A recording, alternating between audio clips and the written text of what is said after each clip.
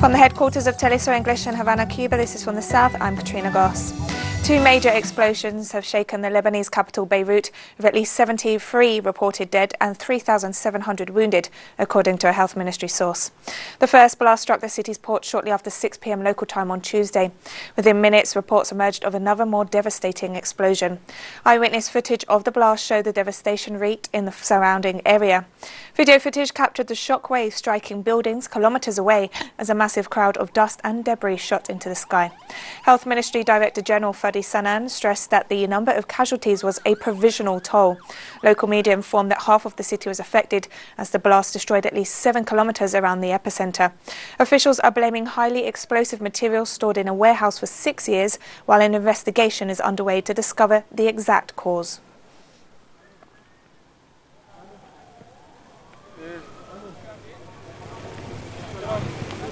And Wednesday was declared a national day of mourning in Lebanon. Meanwhile, Prime Minister Hassan Diab has stressed that those responsible for the massive blasts in Beirut would be held to account. It will not pass without accountability. Those responsible for this catastrophe will pay the price. This is a promise to the martyrs and the injured. This is a national commitment. And Lebanese President Michel Aoun called for an emergency cabinet meeting following the devastated blasts in Beirut. Meanwhile, Health Minister Hamad Hassan has stressed that hospitals in the capital have been overwhelmed by the numbers of casualties.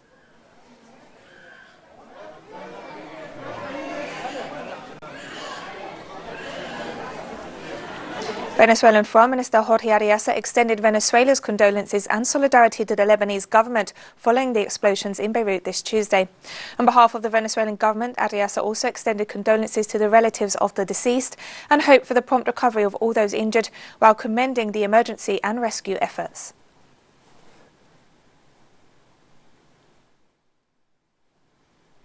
Moving to China, where the authorities have accused the United States of outright bullying over the popular video app TikTok after President Donald Trump ramped up pressure for the app to be sold to a U.S. company.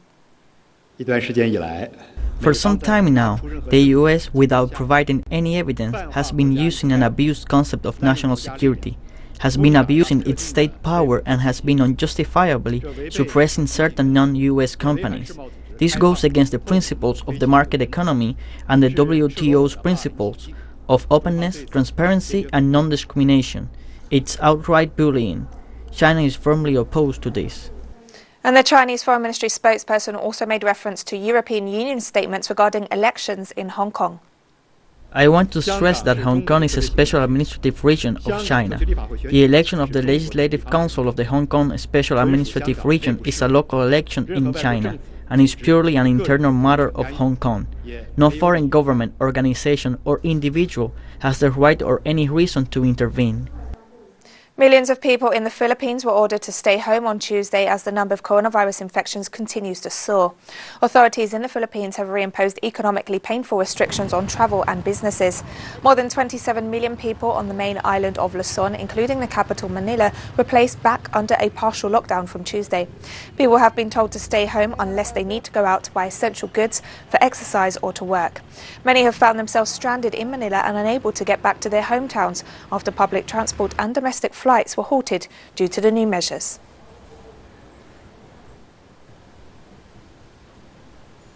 Our families in the province are already worried because we already lost our jobs and now we are stranded here at the airport. So we will just stay here inside until our flight resumes. We will definitely experience hunger in the next few days here.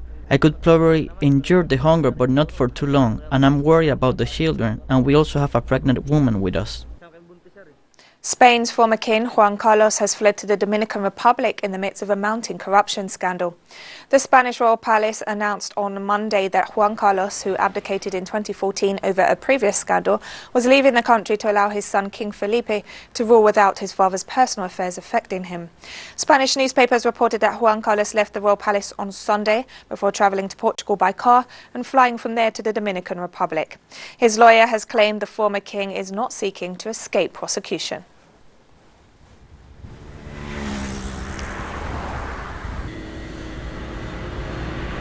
And Spanish Prime Minister Pedro Sánchez said his government respected the decisions of the royal household regarding the exile of former King Juan Carlos.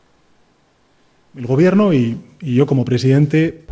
of all, the government and I as president express our absolute respect for the decision taken by the royal household.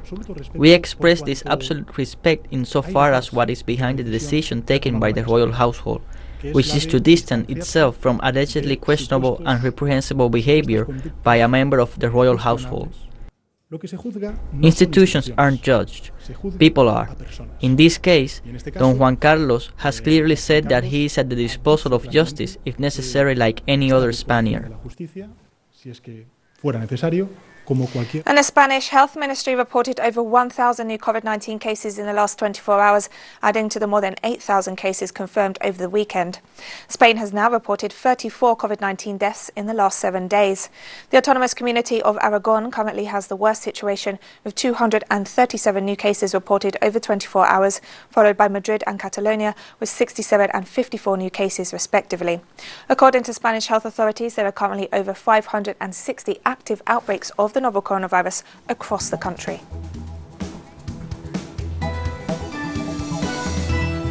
And we'll be right back after this short break, so don't go away.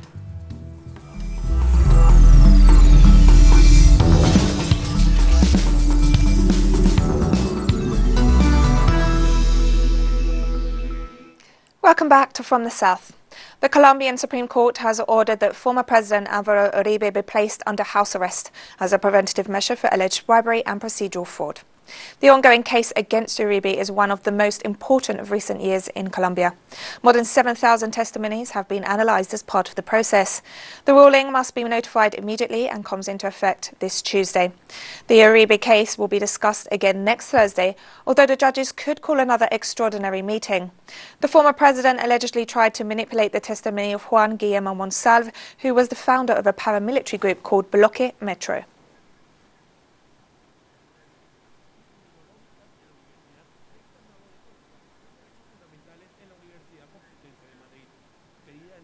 And several Colombian political figures have expressed their support for the Supreme Court's decision regarding Senator Alvaro Uribe. Colombian Congressman Iván Cepeda Castro called on current Colombian President Iván Duque not to interfere with the decision and judges' deliberations over the alleged charges.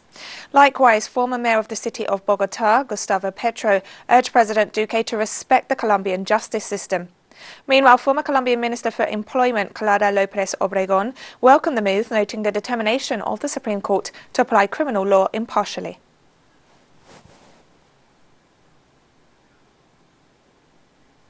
And Colombian analyst and specialist on peace issues Carlos Medina has stressed that the house arrest of former Colombian President Alvaro Uribe is not linked to the many serious criminal accusations levelled against him during his presidential term.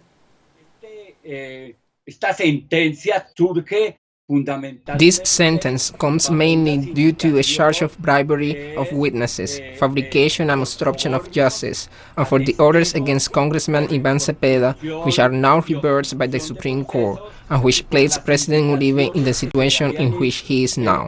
The proceedings leading to his imprisonment are not the process regarding links to drug trafficking, paramilitaries, and false positives, and all those criminal acts. Rather, this is a process on witness tampering, procedural fraud, and bribery.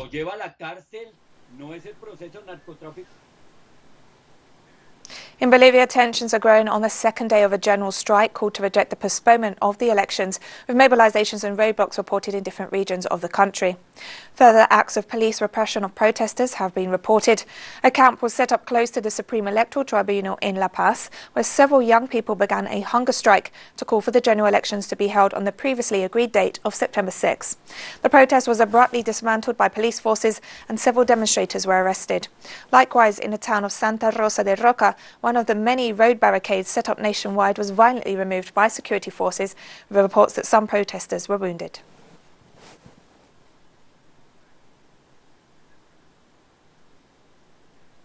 On Tuesday, Argentina's Ministry of Economy announced that it had reached an agreement with three major creditors to restructure $66 billion in debt. Argentina's formal offer submitted to the US Securities and Exchange Commission contemplates the payment of $53 for every $100 of debt, improving payment terms. The government said that the deal will allow members of the creditor groups and other bondholders to support Argentina's debt restructuring proposal and grant significant debt relief. President Alberto Fernandez noted on his Twitter account that the country had secured a solution to tackle its impossible debt obligations in the midst of the economic crisis and the COVID-19 pandemic.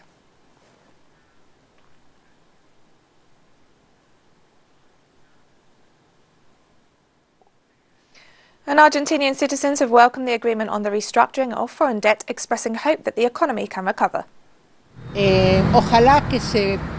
Hopefully that deal will come into force. Hopefully they will accept the conditions to finish with a debt that nobody wants, that we have inherited from an absolutely corrupt and perverse government. If the government has an economic plan now, I suppose we will see it. Let's hope in the short term, hopefully this will help the government to reactivate something. The deal is governed by the current circumstances, not the circumstances 4 months ago. So I think things will be more diplomatic and will be better understood, and there will be a better deal to pay the debt. In Chile, the Council of the National Institute of Human Rights has joined the list of organizations condemning the recent acts of violence by armed civilian groups against Mapuche communities in the southern Araucanía region.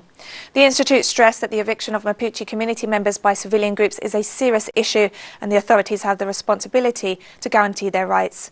The Institute urged the corresponding authorities to investigate the events and identify those responsible.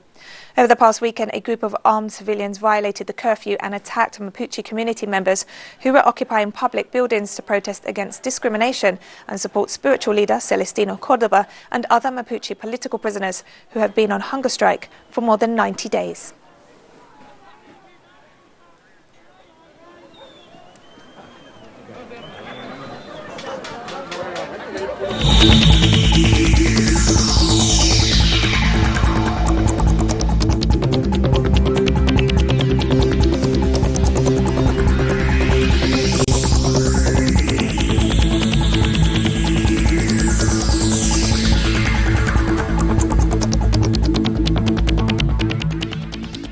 According to the latest report from Johns Hopkins University, the Latin American and Caribbean region has now confirmed over 5.2 million COVID-19 cases.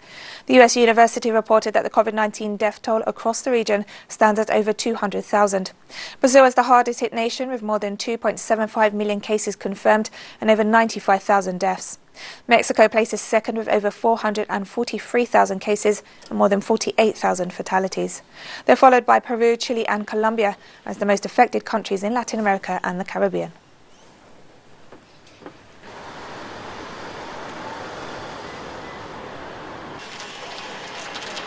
On Tuesday, Costa Rica received its first commercial flight since closing its borders 5 months ago. The flight was from Spain and carried in more than 200 passengers. After 5 months, the first commercial flight has arrived with tourists to Costa Rica. It is an important milestone. This marks the beginning of a gradual recovery process for the Costa Rican tourism industry, which has a multiplying effect on all sectors of the Costa Rican economy. We all worked in the same direction to ensure that the flight arrived with all the safety and prevention conditions and protocols that are undoubtedly part of our new reality. The United Nations has expressed concern that the damage caused during the hurricane season in Central America and the Caribbean will make children and their families more vulnerable in the midst of the COVID-19 pandemic. According to a report by the United Nations Children's Fund, more than 70 million children in the region are directly or indirectly affected by the health crisis following COVID-19, and the more active phase of the hurricane season threatens to aggravate the situation. Displacement, damage to infrastructure and disruption of services due to the storms, particularly in coastal areas, could make children and families more vulnerable to the disease and its impacts. Furthermore, the pandemic is also hindering the readiness of countries in the region to respond to such disasters.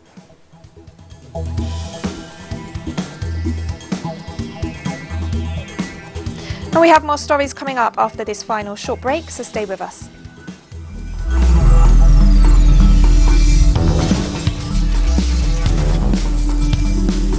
From the south.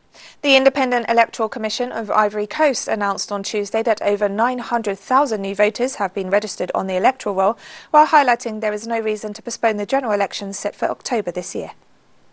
We finally got, after due processing that consisted of actually checking whether the people on the voters list merit being there and meet the conditions. So in the end, we got 1,647,693. There are 904,956 new voters on the electoral roll, up from 277,956 new voters in 2018. As things stand, the election will not be postponed. There is no reason to postpone the election.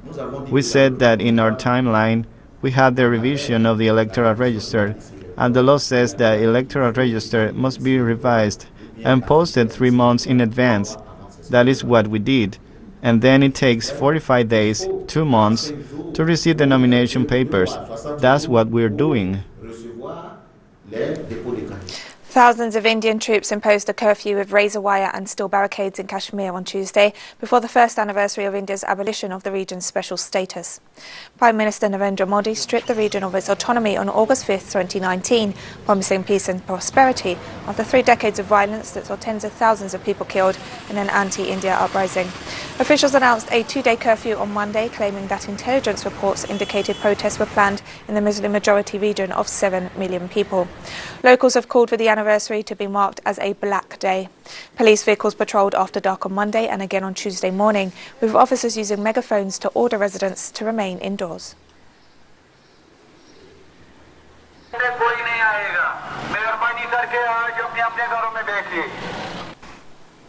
Meanwhile, India's health ministry announced on Monday that the country's total COVID-19 cases have surpassed 1.8 million.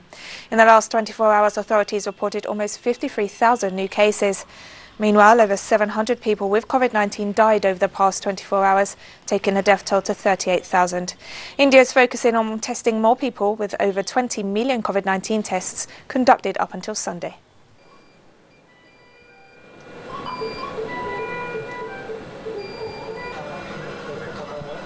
This Tuesday, Iran confirmed over 2,700 new COVID-19 infections, representing the highest number in just 1 day for over a month. As a precautionary measure, the health ministry called for the mandatory use of face masks. The number of COVID-19 deaths and infections have increased in the Islamic Republic, prompting the reimposition of restrictions that were lifted gradually since April to reopen the economy. Despite the rules, people are often seen not using face masks in public places. The latest number of new cases is the highest since June 5th, when the ministry reported 2,886 infections in a single day.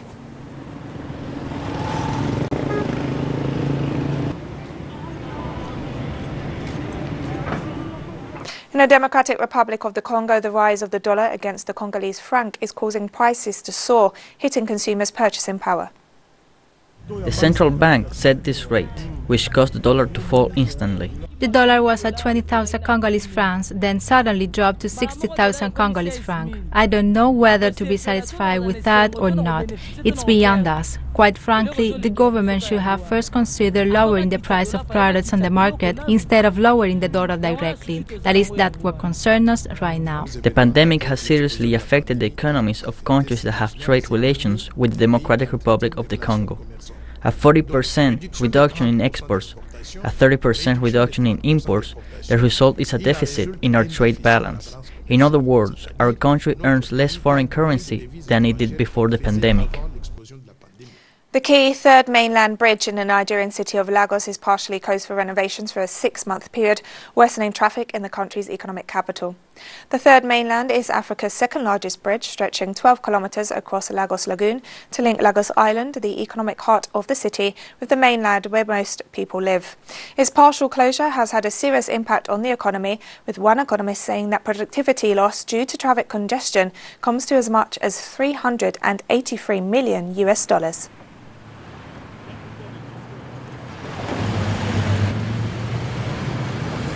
They are charging us because of the inconvenience of the closure of the bridge and because of the traffic. Because the drivers feel they'll be in traffic for a while, longer than the usual time they're supposed to be in traffic, or they're supposed to apply that route. And we've come to the end of this news brief, but you can find these and many other stories on our website at telesurenglish.net. You can also join us on social media, Facebook, Twitter and Instagram. For Telesur English, I'm Katrina Goss, and thank you for watching.